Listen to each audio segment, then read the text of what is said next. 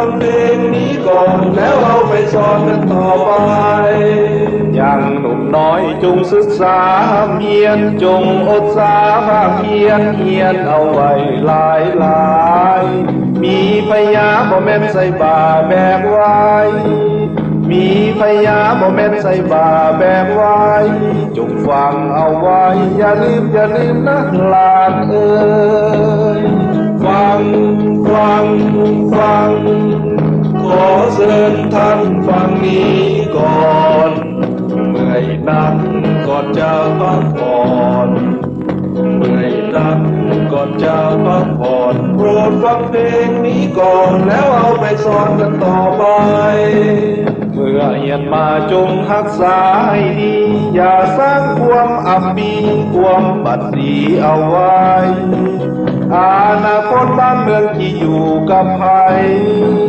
อนาคตบ้านเมืองที่อยู่กับใครนอกจากหลานทั้งหลายจำไว้ให้ดีฟังขอเชิญท่านฟังนี้ก่อนเมื่อยนักก่อนจะพักผ่อนเมื่อยนักก่อนจะพักผ่อนโปรดฟังเพลงนี้ก่อนแล้วเอาไปสอนกันต่อไป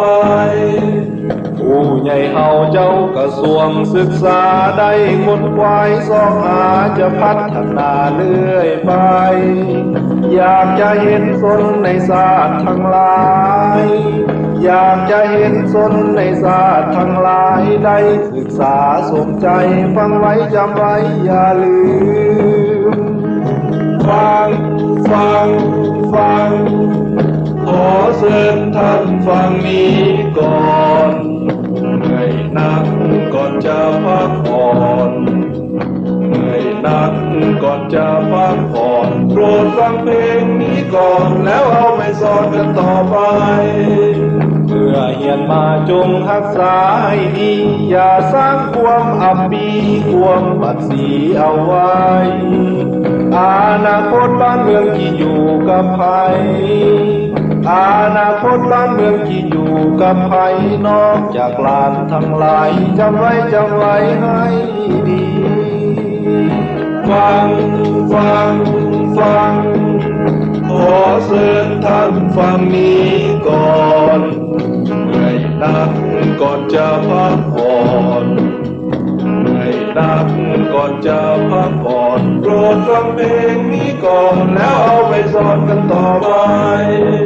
ผู้ใหญ่เฮาเจ้ากระทรวงศึกษาได้คนควายสอกหาจะพัฒนาเรื่อยไปอยากจะเห็นสนในศาสตร์ทั้งหลายอยากจะเห็นสนในศาสตร์ทั้งหลายได้ศึกษาสนใจฟังไว้จำไว้อย่าลืมฟังขอเชิญท่านฟังนี้ก่อนเมื่อยนัก